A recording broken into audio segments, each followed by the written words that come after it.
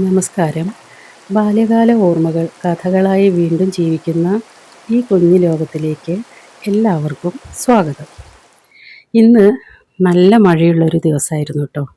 ഈ മഴ കാണുമ്പോൾ വീണ്ടും എനിക്ക് ഒരു പഴയകാല ഓർമ്മയാണ് വരുന്നത്. ഞങ്ങളുടെ നാട്ടിൽ ഇങ്ങനെ മഴ പെയ്യുമ്പോൾ ഭയങ്കരമായിട്ട് വെള്ളപ്പൊക്കം പോലത്തെ വെള്ളം പൊങ്ങും കേട്ടോ. പുഴയിലും തോട്ടിലും പാലത്തിൻ്റെ മുകളിലുമൊക്കെ നല്ല പോലെ വെള്ളം ഉയരും. ഞങ്ങളുടെ നാടിനെ ശരിക്കൊരു ദ്വീപായിട്ട്, മിനി ദ്വീപായിട്ട് വേണമെങ്കിൽ നമുക്ക് കാണാൻ പറ്റും. കാരണം തോട്ടിലും പുഴയിലും പാലത്തിലും ഒക്കെ വെള്ളം കയറി കഴിഞ്ഞാൽ നമുക്ക് ടൗണിലേക്കോ സ്കൂളിലേക്കോ ഒക്കെ പോകണമെങ്കിൽ നല്ല ബുദ്ധിമുട്ടാണ്. 4 ഭാഗവും വെള്ളത്താൽ ചുറ്റപ്പെട്ട എന്നല്ല, 3 ഭാഗവും വെള്ളത്താൽ ചുറ്റപ്പെട്ട ഒരു മിനി ദ്വീപാണ് ഞങ്ങളുടെ നാട്. കാരണം പാലത്തിൻ്റെ മുകളിൽ വെള്ളം വന്നു കഴിഞ്ഞാൽ നമുക്ക് സ്കൂളിലേക്കോ പട്ടണത്തിലേക്കോ പോകാൻ പറ്റില്ല എന്ന് ഞാൻ പറഞ്ഞല്ലോ. അപ്പോൾ വീട്ടാവശ്യത്തിന് വേണ്ടിയിട്ടുള്ള സാധനങ്ങളൊക്കെ ഏകദേശം മഴക്കാലം ആകുമ്പോഴത്തേക്ക് തന്നെ വാങ്ങി വീടുകളിലൊക്കെ സ്റ്റോർ ചെയ്യും. പിന്നെ സ്കൂളാണെങ്കിൽ ആ സമയത്ത് കുട്ടികൾക്ക്, മാസപ്പറമ്പിലുള്ള കുട്ടികൾക്ക് അവധിയും തരും. അങ്ങനെയാണ്. പക്ഷേ പാലത്തിൻ്റെ മുകളിൽ വെള്ളം കയറി കഴിഞ്ഞാലേ ഒരു പാകത്തിനുള്ള വെള്ളമൊക്കെ ആണെങ്കിൽ, അതായത് ഒരാളുടെ അരയ്ക്കൊപ്പമൊക്കെയാണ് വെള്ളം ഉള്ളതെങ്കിൽ അന്നത്തെ ധൈര്യശാലികളായിട്ടുള്ള യുവാക്കൾ കുട്ടികളെയൊക്കെ തോളിലിരുത്തിയിട്ട് പാലത്തിൻ്റെ അപ്പുറത്തേക്ക് കടത്തിവിട്ട് തരും. വളരെ സേഫായിട്ടാണ് അവർ കുട്ടികളെ അപ്പുറത്തേക്ക് കടത്തിവിട്ട് തരിക കേട്ടോ. തിരിച്ച് ഞങ്ങൾ സ്കൂൾ വിട്ട് വരുമ്പോഴും ഇവർ അവിടെ തന്നെ നിൽക്കുന്നുണ്ടാവും, തിരിച്ച് ഞങ്ങളെ ഇപ്പുറത്തേക്കും കടത്തി വിടാനായിട്ട്. നല്ല പോലെ മഴ പെയ്ത് കഴിഞ്ഞാലാണ് ആകെ ബുദ്ധിമുട്ടാവുക. കാരണം പുഴയിലും നമ്മുടെ റോഡിൽ വരെ വെള്ളമായിരിക്കും. അങ്ങനെ ഭയങ്കരമായിട്ട് മഴ പെയ്യുന്ന ഒരു ദിവസം നമ്മൾ സ്കൂളിലേക്ക് പോകാൻ വേണ്ടിയിട്ട് ഞാൻ റെഡിയാവുകയാണ് കേട്ടോ. 6ാം ക്ലാസ്സിലാണ് അന്ന് ഞാൻ പഠിക്കുന്നത്. അപ്പോൾ തിരക്കിട്ടിട്ട് റെഡിയാവുകയാണ്. എത്ര റെഡിയായാലും നമ്മുടെ വീടിൻ്റെ മുമ്പിൽ നിന്ന് നടന്ന് അപ്പുറത്തേക്ക് എത്തുമ്പോഴത്തേക്ക് നമ്മുടെ ഡ്രസ്സിലൊക്കെ അഴുക്കാവും. കാരണം ടാറിട്ട റോഡൊന്നും അന്ന് ഞങ്ങൾക്കില്ല. കല്ലും മണ്ണും ഒക്കെ നടക്കുമ്പോൾ നമ്മളെ കല്ലിലൊക്കെ ചവിട്ടുമ്പോൾ ആ ചെളി നമ്മുടെ കാലിലേക്ക് തെറിക്കും. പക്ഷേ പാലത്തിൽ വെള്ളം ഉള്ളതുകൊണ്ട് ഈ ചെളിയൊക്കെ നമുക്ക് അവിടുന്ന് കഴുകി വൃത്തിയാക്കുകയും ചെയ്യാം. അങ്ങനെ തിരക്കിട്ട് ഞാൻ റെഡിയാവുന്നൊരു സമയത്ത് പുറത്തുനിന്ന് ഒരാൾ വിളിക്കുന്ന സൗണ്ട് കേട്ടു കേട്ടോ, വീടിൻ്റെ പുറത്തുനിന്ന്. അപ്പോൾ ഞാൻ ഓടിച്ചെന്ന് നോക്കിയപ്പോൾ സെലിക്കാക്ക ആണ്. സെലിക്കാക്ക എന്ന് പറയുന്നത് എൻ്റെ 2ാമത്തെ ബ്രദറാണ് കേട്ടോ. സെലിക്കാക്ക കോളേജ് പഠനമൊക്കെ കഴിഞ്ഞിട്ട് താൽക്കാലികമായിട്ട് MGM പബ്ലിക്കേഷൻ്റെ ബുക്സിൻ്റെ റെപ്രസെൻറ്റേറ്റീവായിട്ടാണ് ജോലി നോക്കിയിട്ടുണ്ടായിരുന്നത് അന്നത്തെ കാലത്ത്. സ്ഥിരമായിട്ടല്ല, താൽക്കാലികമായിട്ട് വേറൊരു ജോബ് ശരിയാവണ വരെ സെലിക്കാക്ക ആ ജോബ് ചെയ്യുമായിരുന്നു. അപ്പോൾ ഈ ജോലി കിട്ടിയിട്ട് ആൾ ദൂര സ്ഥലത്തൊക്കെയാണ് വർക്കെങ്കിൽ ഒരാഴ്ച 2 ആഴ്ചയൊക്കെ കഴിഞ്ഞിട്ടാണ് വീട്ടിലേക്ക് വരിക. അപ്പോൾ അതുപോലെ ജോലിക്ക് പോയിരിക്കുകയായിരുന്നു. അവിടെ നിന്ന് തിരിച്ചു വരുന്നതാണ് സെലിക്കാക്ക. പെട്ടെന്ന് സെലിക്കാക്കാനെ കണ്ടപ്പോൾ ഭയങ്കര സന്തോഷമായിട്ടോ. കാരണം സെലിക്കാക്കയുടെ കയ്യിലൊരു കവറുണ്ട്. അപ്പോൾ ആ കവറിൽ എന്താണെന്ന് അറിയാഞ്ഞിട്ട് ഒരു സമാധാനവും ഇല്ല. ഞാൻ ഓടിച്ചെന്ന് ഈ കവറ് മേടിച്ചു. തുറന്നു നോക്കുമ്പോൾ അതിലൊരു പുതിയ ഡ്രസ്സായിരുന്നു. അപ്പോൾ സെലിക്കാക്ക ജോലി കഴിഞ്ഞ് വരുന്ന സ്ഥലത്തുനിന്ന്, തൃശ്ശൂരെങ്ങാനോ ആയിരുന്നു എന്ന് തോന്നുന്നു, അവിടെ നിന്ന് വാങ്ങിച്ചിട്ടുള്ളൊരു മിഡിയും ടോപ്പുമാണ് അത്. പറഞ്ഞറിയിക്കാൻ പറ്റാത്ത ഒരു സന്തോഷം.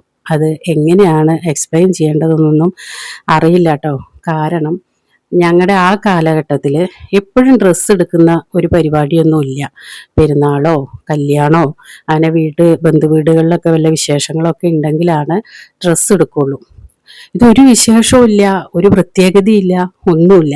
സെലിക്കാക്ക അന്ന് സാലറി കിട്ടിയപ്പോൾ ഒരു സന്തോഷത്തിന് വേണ്ടിയിട്ട് എനിക്ക് മേടിച്ചിട്ടുള്ളതാണ് ഡ്രസ്സ്. വീട്ടിലേക്ക് വേറെ എന്തൊക്കെയോ കാര്യങ്ങളും ഉണ്ട് കേട്ടോ, അതൊന്നും എനിക്ക് ഓർമ്മയില്ല.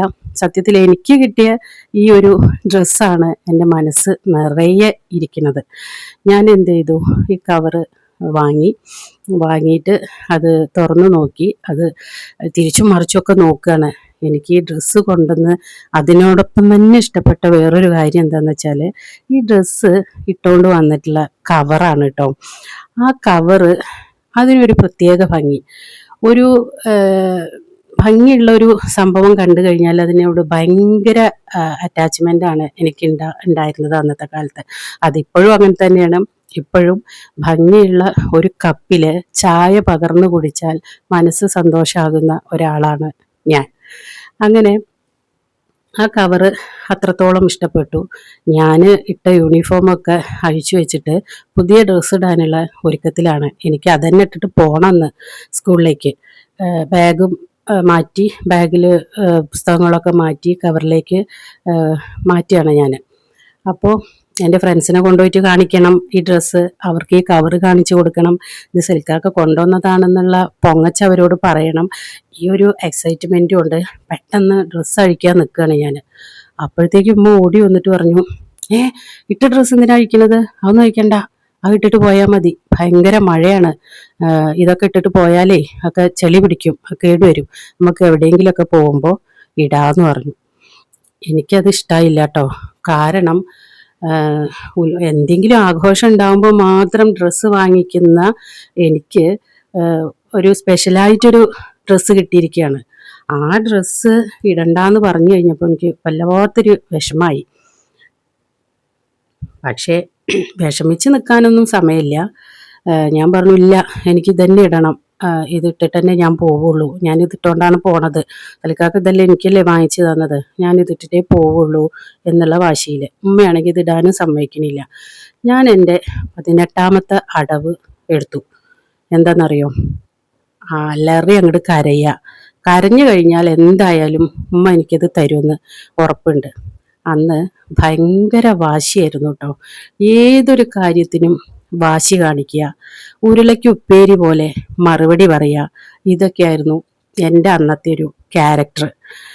പക്ഷേ അന്നത് ആസ്വദിക്കാനും ആൾക്കാരുണ്ടായിരുന്നു, സഹോദരങ്ങൾക്കും ഉമ്മാക്കും വാപ്പാക്കും ഒക്കെ. എൻ്റെ ഉരുളയ്ക്കുപ്പേരി പോലത്തെ മറുപടി കേൾക്കാൻ വേണ്ടിയിട്ട് ഓരോരോ കാര്യങ്ങൾ എന്നെ കൊണ്ട് പറഞ്ഞു ചൊടിപ്പിക്കുന്നത് വരെ എൻ്റെ സഹോദരങ്ങൾക്കൊരു പ്രത്യേക ഇഷ്ടമായിരുന്നു കേട്ടോ. എന്തെങ്കിലും ചോദിച്ചാൽ അപ്പം തന്നെ അതിന് ഞാൻ മറുപടി പറയും.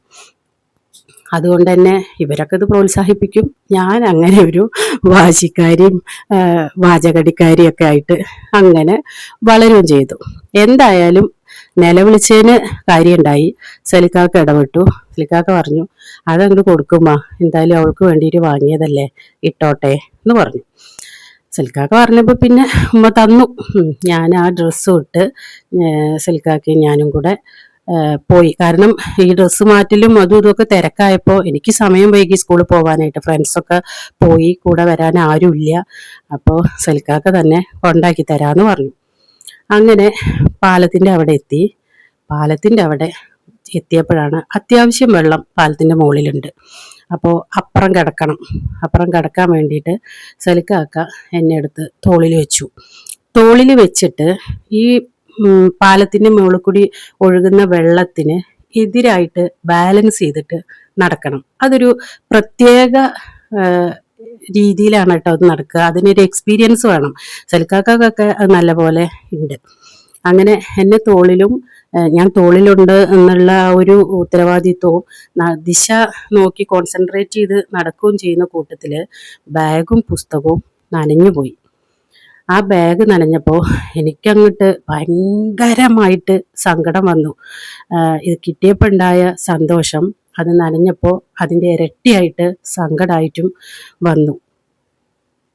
ഞാൻ കരയാൻ വേണ്ടി വീണ്ടും, കാരണം എന്ത് വന്നാലും ഈ വായം പൊളിച്ച് കരയാന്നുള്ളത് അതെൻ്റെ ഒരു മാസ്റ്റർ പീസാണ് കേട്ടോ. കരയാൻ വേണ്ടി വായ പൊളിച്ചപ്പോഴത്തേക്കും തന്നെ സലിക്കാക്ക പറഞ്ഞു, കരയണ്ട, പിന്നെ ഇതിപ്പോൾ ഒരു ചെറിയ ബാഗല്ലേ, ഇതിൽ നല്ല ബാഗ് സലിക്കാക്ക ഇനി പോയി വരുമ്പോൾ വാങ്ങിച്ചു തരാം കേട്ടോ. ഇപ്പോൾ ചെറിയൊരു ജോലിയാണ് ചെയ്യണത്, നല്ല ജോലി കിട്ടുമ്പോൾ നമുക്ക് നല്ല വിലയുള്ളത് വാങ്ങിക്കാമല്ലോ. അങ്ങനെയുള്ള സമാധാന വാക്കുകൊണ്ട് തുറന്ന വായ ഞാൻ അടച്ചു. അങ്ങനെ സലിക്കാക്ക എന്നെ സ്കൂളിലെത്തിച്ചു കേട്ടോ. അവിടെ ചെന്നപ്പോൾ കുട്ടികളുടെ മുന്നിൽ ഗമ കാണിക്കാൻ വേണ്ടിയിട്ട് ചെന്നതാണല്ലോ. നനഞ്ഞു പോയതിൻ്റെ ഒരു വിഷമം ഉണ്ടെങ്കിലും ഗമ ഒട്ടും ചോരാതെ തന്നെ എല്ലാവരുടെ മുന്നിലും ഞാനിങ്ങനെ പറഞ്ഞു, ഇതെൻ്റെ സൽക്കാക്ക കൊണ്ടുവന്നതാ, എനിക്ക് മേടിച്ചു തന്നതാണ്. പുഷ്പറാണിയുടെ അടുത്തൊക്കെ ഭയങ്കര വീരവാദം മുഴക്കി അങ്ങനെ നിന്നു. ഏതായാലും അത്രയും വാശിയും വായാടിയും ഒക്കെ ആയിരുന്നു കേട്ടോ ഞാൻ.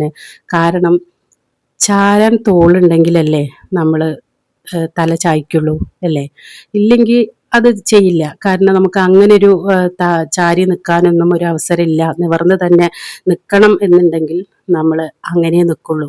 കുട്ടിക്കാലത്ത് ചാരാൻ ഇഷ്ടം പോലെ തോളുകളായിരുന്നു കേട്ടോ. അതുകൊണ്ട് തന്നെ ആ ഒരു വാശിയും ദേഷ്യമൊക്കെ നല്ലതുപോലെ ചെയ്യുകയും ചെയ്യും, അതിൻ്റെയൊക്കെ സന്തോഷം അനുഭവിക്കുകയും ചെയ്തിട്ടുണ്ട്.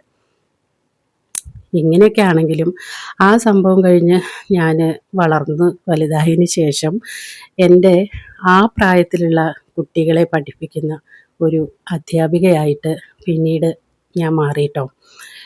എന്തായാലും ഒരു പ്രൈമറി ക്ലാസ്സിലെ ടീച്ചറായിരുന്നു. അവിടെ ഇതുപോലെ ആ പ്രായത്തിലുള്ള കുട്ടികളുടെ വാശിയും ദേഷ്യവും അവരുടെ എല്ലാ കാര്യങ്ങളും എനിക്ക് ഒരു പോസിറ്റീവ് മൈൻഡിലെടുക്കാൻ പറ്റി എന്നുള്ളതാണ് എനിക്കുണ്ടായിട്ടുള്ള ഏറ്റവും വലിയൊരു ഗുണം എന്ന് പറയുന്നത്.